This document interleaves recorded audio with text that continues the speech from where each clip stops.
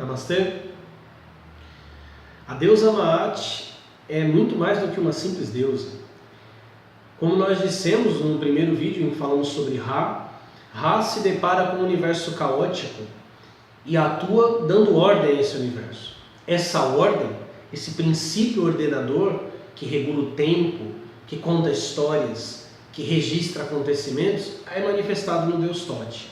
Mas a própria substância dessa ordem, a própria essência dessa ordem é a deusa Maat. Maat poderia ser comparada atualmente, embora obviamente com diferenças, ao conceito do Dharma, uma lei que rege e equilibra todas as coisas.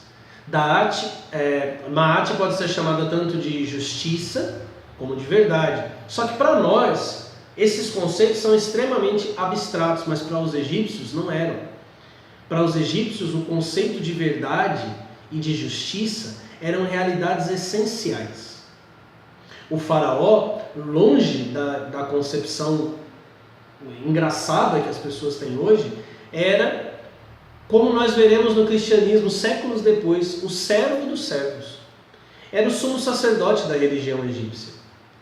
Acreditavam os egípcios que os homens eram substância de Ra, haviam nascido das lágrimas dos seus olhos. Então o Egito era um grande organismo.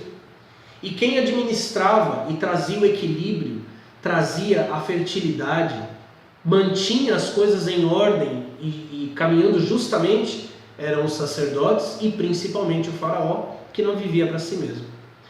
Para garantir a ordem cósmica, o faraó oferecia pequenas estatuetas da deusa Maat aos deuses, porque era da verdade, é da justiça e é da ordem que os deuses também se alimentam.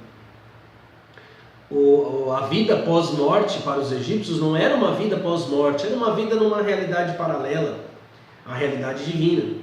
Quando os homens iam ao seu julgamento, em que Tote garantia que todas as medidas eram justas, diante dos 42 juízes e principalmente diante de Osíris, o coração do morto, que era uma espécie de registro da sua verdade e da declaração que ele fazia, era colocado para ser pesado por uma pena que simbolizava a deusa Maat.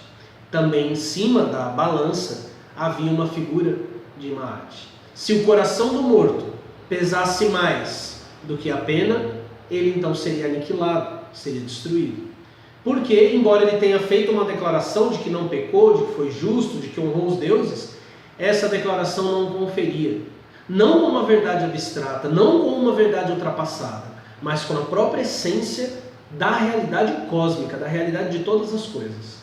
O casamento dessa personificação da ordem, a qual todos os deuses estão submetidos, da qual todos os deuses, para serem deuses, devem se alimentar, era justamente a esposa do escrivão dos deuses, do grande sábio Tote. E era dessa união que nasceu o magnífico Egito e da qual dependiam todos os grandes deuses. Namastê.